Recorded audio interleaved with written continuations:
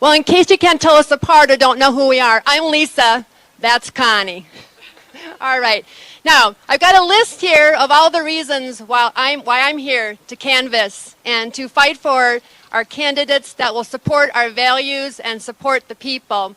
But I'm not going to go through that because it's kind of long, and I know we're short on time. But we all have different reasons why we're here, but I believe to my core that at the heart of it, the reason we're all here is because people matter. Who matters? Who matters? Who matters? And we look at this, being people, as we all are, our voices matter. And as our voice, voting matters. What matters? Voting. What matters? Voting. What matters? Voting. In fact, it's so important that our democracy depends upon it. So let's get out there today and every single day until Election Day ends. And leave it all on the ground, leave it all on the field, so that when we wake up on November 9th, we have no regrets. Solidarity! Good morning, everyone. Thank you for coming. My name is Connie Smith, and I'm the president of the Wisconsin Federation of Nurses and Health Professionals. I want to thank AFT and all the volunteers here from AFT for all the time they're spending in our state getting our officials elected, especially Mandela and Governor Evers. We really got to keep our democracy going here in this state. So thank all of you for coming. It is a wonderful, beautiful day here in Wisconsin, or in Milwaukee for sure, to hit those doors, make those phone calls, encourage everyone that you know, friends, families, coworkers, to vote. And I get the great and special privilege to introduce to you one of the most popular women out there right now, Randy Weingarten. She's the president of 1.7 million members. She is our national president here for AFT, and she has done some wonderful work across this country. She is going to keep this bus tour going until November 8th and get everybody across our country elected so that we have a better place to live. Thank you, Connie. So, wait, look. No, Kim, get back up here. This is the leadership. This is AFT leadership in Wisconsin. These feisty ladies. But it's more, what it says to you, and I'm, going to talk for a minute. It says who we are as a union. Stephanie comes from our union, too. But it also says that, I said this at, I think, our lunch in Green Bay. It feels like a couple of weeks ago, even though it was only 2 days ago. And I remember talking to Lisa's, we were with Lisa's local a couple of weeks ago. What it says is determination. You see the determination. I mean, they're funny, they're fun, it's great to hang out with them. But you see the determination in their faces and in what they do. It has not been easy to be a unionist in Wisconsin in the last 10 years. What has happened, what Scott Walker did was, what? I know we've had enough coffee. What Scott Walker did was heinous, was awful, was horrible, was despicable. I'll come up with a whole lot of other language as well. But why did he do it? He did it because, and I see the green People Power shirts, he did it because he was trying to stop the people from having a better life. And how do you stop people from having a better life? You cut schools, you cut the budgets for higher education, for K-12, for public schools, and you try to take an anvil at the labor movement. You tried to actually just cut the labor movement off at its knees. Why? Because what does the labor movement do? What do these three amazing women do? What does everyone in this parking lot do? We fight for people to have a better life. That's who the labor movement is. We're in the business of trying to help people have a better life. This is part of the reason that it is crazy making what the narrative is starting to be in the last few weeks of this election, which is kitchen table issues are our issues. We are out there every day for people who want to make life better for people. So we need to make sure we have a democracy, and we need to make sure the economy works for working folks. Those two things are connected to each other. And yes, at the same exact time, we need to actually be advancing on freedoms, not having a situation where my grandkids will have less freedom to privacy than any one of us have grown up with before the Dobbs decision happened this year. So yeah, we have to fight for that too, obviously. We have to fight for our freedoms. But in this moment of time, it is about a choice. And the choice couldn't be clearer in Wisconsin. Mandela Barnes or Ron Johnson.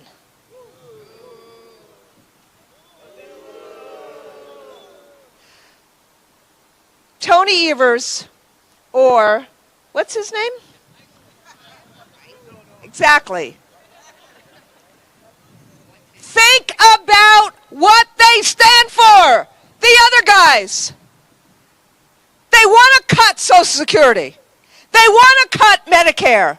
And one of the things that we push the Biden administration to do, which is to go to college, you need to be able to afford college. And we pushed and pushed and pushed, and Joe Biden 2 weeks ago put out, or 3 weeks ago, put out that plan to help cancel student debt. So who would be helped? Virtually people, 43 million people. But in that 43 million people, first-time college goers, people who are disproportionately indigenous, black, and brown. And what has the Republican Party done? They try to stop that too. And why did they try to stop that this week? Because checks were starting to go out next week. So this party that says it cares about economics, well, it certainly doesn't care about seniors, and it certainly doesn't care about college voters and college goers. So who the hell do they care about? They care about one group of people, billionaires. They care about the people who have caused inflation. Look at what corporate greed has done in terms of inflation. And then they go after this guy, Mandela Barnes, who has walked the walk, who works for communities, who fights for communities, who's the son of labor workers. So, my friends, we got a fight on our hands because there's a lot of anxiety in Wisconsin.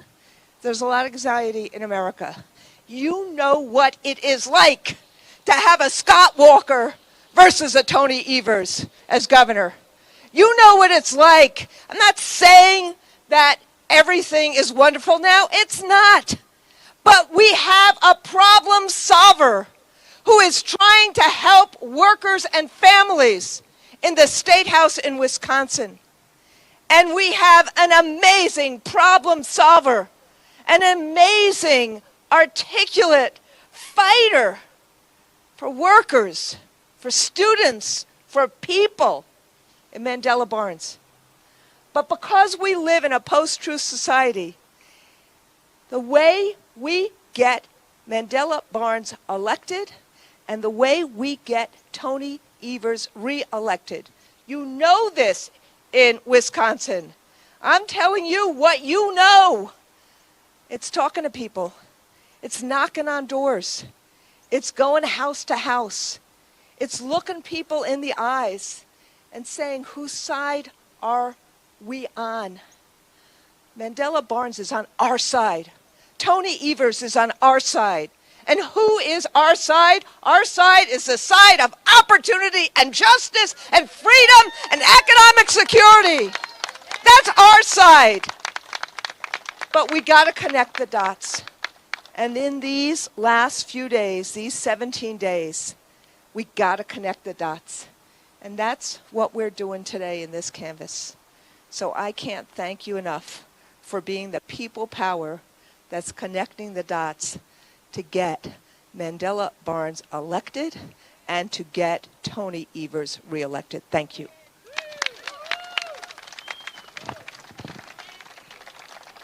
Isn't she fun to stand next to? She gives all of us energy, and she does this every single day. Thank you, Randy.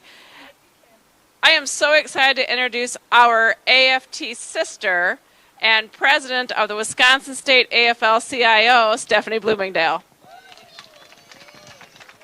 Hey. Thank you, Kim. Thank you, Kim Kohlhaas, for that introduction. It really is great to be here with all of you today. Thank you, Randy Weingarten, President Weingarten, for coming on the bus. Let's hear it for Randy. She is an incredible fighter and has been a terrific advocate for all of us in the whole country, but especially for us here in Wisconsin. All the way from the days of 2011 with Scott Walker. She's been here with us every day, and we can count on her to advocate for us, for state feds, for the local, being involved at the local level, because she knows that so many of these decisions are not made in Congress, but they're made at the state level. So we appreciate your support. We appreciate you having all of the people from AFT. Give a shout out to everybody that's been here. AFT, day in and day out, lost timers from across the country. Thank you for being here. And thank you to Lisa Connolly from AFT 212. And where's my girl Connie Smith, from president of WFNHP? Thank you, Connie. So it's great to be here with AFT, and great to be here with all of you, because you know that we are here because we are going to knock on doors. Knock, knock, knock. We are going to make phone calls. Hello, hello. Are you out there? We are going to make sure that we are talking to union members each and every day about the importance of this election, because we know all the noise out there, all these ridiculous commercials. They think that these things are going to win, but what is going to win is you doing the work every day, talking to your members, talking to your coworkers, talking to your kids, talking to your parents about what really matters and who really is on your side. Because we know when we're out there, when the people are talking to the people, we are not going to be stopped, because there ain't no power like the power of the people, because the power of the people don't stop. There ain't no power like the power of the people, because the power of the people don't stop. Ain't no power like the power of the people, because the power of the people, tell you what? Thank you. All right, so we're fired up. I want to make sure all of you are signing up, not only going door to door today, but Jason Miller. Thank Jason Miller. Jason, can you raise your hand out there? Everybody know Jason Miller's been doing an incredible job. He's here from the AFL-CIO senior field staff, and he does an incredible job here in Wisconsin. Make sure you see him to sign up for a shift, not only what you're going to be doing today, but another shift. And also on Tuesday, put on your calendars. We just found out, because I just talked to Mandela's mom just about an hour ago, and she and your dad is also going to be on a call Tuesday at 5 p.m. You're all going to get an email about this. And that email is going to tell you to join us on a virtual call with President Liz Schuler from the AFL-CIO in Washington, our president, and also Mandela's mom and dad. So it's going to be meet the parents. It's going to be as funny, believe me. So make sure you're all there. But I really am so, you know, why this election is so important. And just a couple things. You know, we need to get Governor Evers reelected. We really need Governor Evers there. I mean, he has done a great job for us over these past 4 years. And it's always not with right up front. We can't see it. But can you imagine what a legislature would be like with Tim Michels and Robin Voss? Okay. So we need to make sure that we are doing everything that we can to get Governor Evers elected. And this Tim Michels, did you see him on this debate? Did you see him on this debate? He talked about that he wanted to basically privatize public schools. He wants to give everybody, no matter how rich you are, access to voucher schools, private schools, and decimate our public school system that has been the equalizers in America since the beginning of time. This is the great equalizer in our country, and he wants to just let everybody go to the private school with no accountability. And he is somebody that has no problem using private or public services for himself. I mean, he's rich enough; he can afford private school if he wants to go to private school. But did you hear he uses all kinds of private services? Did you hear him calling the police because he couldn't find his dogs? Did you hear about this? He's called like 20 times in the last year. He couldn't find his wife one time. She was taking a nap. The dogs were just out in the backyard playing. So this guy is very, very dangerous, and we cannot let him get elected. And then we have this guy, Ronald Harold Johnson. Boo, boo, boo, boo. I know that you're going to hear all about it, but I just want to say one thing. This guy wants to outsource our jobs. Do you know that when Oshkosh Corporation, UAW Local 578, when they wanted to make sure that those postal vehicles were made in Oshkosh, and the company is going to move them to South Carolina, do you know what Ron Johnson said? He said, "That's okay. We have enough jobs here in Wisconsin." Can you believe this? This is political malpractice. And he's also now saying, and he says this out loud, he says that it makes no sense to create jobs here at home when China makes products dirt cheap. That is wrong. So that's why we need to elect Mandela Barnes to the U.S. Senate. Mandela Barnes has been a fighter for working people from day one. He comes from a union family. His dad was a UAW worker, his mom a public school teacher, union school teacher. He has the values that we need to be our voice in Washington. And he stood up to Scott Walker. He was 27 years old when he came to the legislature, and he immediately stood up for working people. We can have no greater advocate for working people, for unions, than Mandela Barnes. So with no more to say, but thank you so much for everything that you do. We are behind you 100%. Come on up, Mandela Barnes. Thank you. All right. Well, thank you. Thank you all so much. Stephanie, I want to thank you so much for the wonderful introduction, for your leadership, for being a friend, for being a tireless fighter, and for giving me the energy to step up to fight. And, you know, you've inspired so many people across this state to step up and to get involved. So cannot thank you enough for everything that you've done. Now, when you say you were on the phone with my mother, that was an absolute nightmare scenario. Because if you know Stephanie and you know my mom, it's just, you never know where that conversation is going to go. But I'm really glad that it worked out, and we'll see how the event turns out. But seriously, I want to thank you so much, Stephanie, for everything. And Kim, thank you as well for your leadership here at AFT Wisconsin, guiding us through some of the most difficult and challenging circumstances we've ever been through. It has been an honor to work with you as Lieutenant Governor, and I am looking forward to taking this fight to the United States Senate.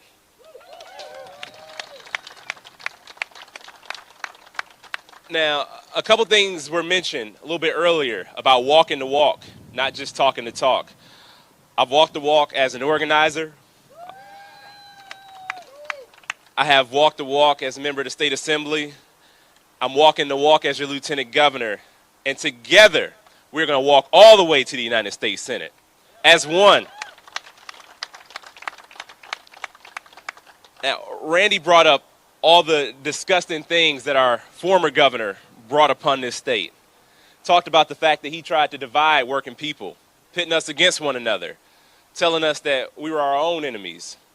He was obviously a liar, a person who did not have the interests of the people in this state at heart.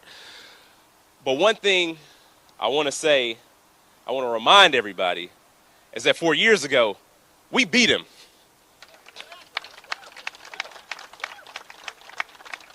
When I say we, I don't mean Tony Evers and Mandela Barnes on a ticket. I mean we, all of us, people standing up together, united like never before, knocking on doors, having conversations all across the state, not assuming that Milwaukee and Madison were going to show up, not assuming that rural communities wouldn't show up. We had the conversations with anybody who would listen, even if those conversations were difficult. And because of it, we had the highest midterm turnout in the history of this state. And we'll absolutely have to do it again. Now, we have a real task at hand. I'm running against one of the worst senators serving right now, one of the most divisive senators serving right now, our worst senator since Joe McCarthy. That is the reality right now. And one thing about 2018 and this year is, regardless of how bad Ron Johnson's been for us, regardless of the fact that he's coming after your retirement security, he wants to put Social Security, Medicare on the chopping block. He wants to raise the retirement age to 70. And if Ron Johnson wants to raise the retirement age for us, this November 8th, we get to lower the retirement age for Ron Johnson.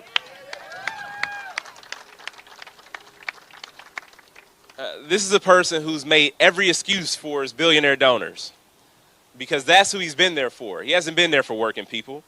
After 12 years in office, his biggest achievement was the 2017 tax bill. He was initially a no vote until he was able to orchestrate $215 million in tax deductions for two of his biggest donors alone in a single year.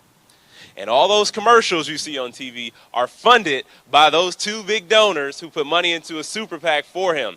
That is our money. Now, this is a person who voted to repeal the Affordable Care Act. He said he'll try it again if he gets reelected. This is a person who has made up every excuse for the people who stormed the Capitol in an attempt to overthrow the government. He tried to send fake electors to the vice president because he didn't get the election result that he liked. Then he said that his involvement lasted a matter of seconds. He tried to use the 5-second rule for election subversion. But people are waking up.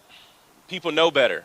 People know who Ron Johnson truly is. People know that he hasn't been there for us. People know that he'll sell us out every step of the way because that's what he's done for 12 long years. But regardless of how bad he's been, that's not what's going to turn that's not what's going to turn the tide for us. It's got to be about our values. It has to be about our vision and making people's lives better.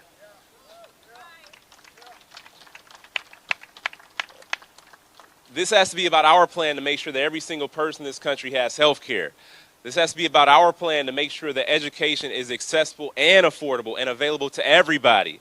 This has to be about our plan to create good-paying jobs all across the state of Wisconsin, all across this country. It has to be about our plan to look at our greatest challenges, like climate change, and seeing it as an opportunity for us to create jobs for people. We've done it before. My dad working third shift on an assembly line, it was catalytic converters that he built. And we only had catalytic converters because the Clean Air Act had required new emission standards for vehicles. The catalytic converter was the way to achieve those emission standards. And my dad may tell you, and when they have the big rally, that he did it on his own, but it was him, it was his brother, it was thousands of other people across the state that got good-paying union jobs because Congress took bold action. We're in that moment once again. But only if we have the leadership, if only we have the leaders who are going to make it happen. So while Ron Johnson wants to send Wisconsin jobs to South Carolina, while Ron Johnson wants to send American jobs to China, we're going to stand up. We're going to stand up and we're going to say no. Because while Ron Johnson may not believe in the worker, I tell you, I believe in the American worker.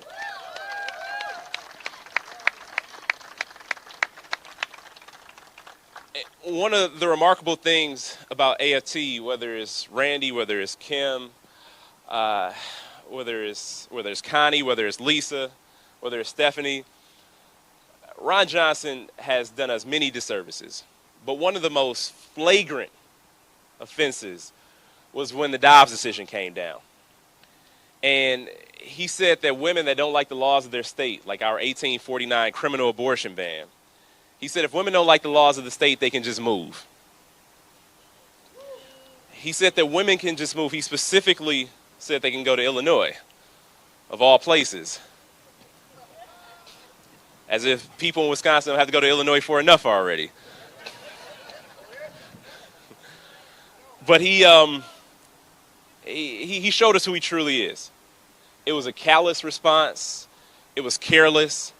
It showed a total lack of respect for all the women that Ron Johnson told that they can move. Again, this November 8th, the women of this state get to help move Ron Johnson out of office.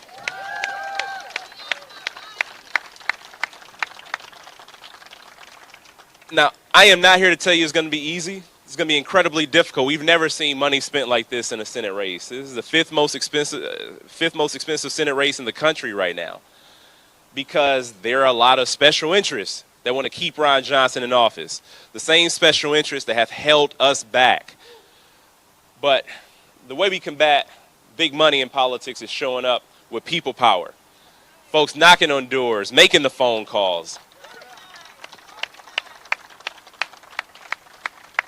going to every community and organizing. You got it right. It's the organizing. It's the letting people know that we can't leave people behind anymore. That was the old way of doing things. People like Ron Johnson, they've had their time. It is our time now. I do believe in the future. I believe in the power of us. I also believe that better is possible. I know each and every single one of you believe better is possible. We got a 60-plus degree day in October. You spend it knocking on doors instead of having your own fun. So I know you believe in this. But it's going to take all of us showing up like we've never shown up before. And keep in mind that this is truly, truly a fight for freedom. It's a fight for fairness. It's a fight for our future. And with your help, it's a fight we'll all win. Thank you so much.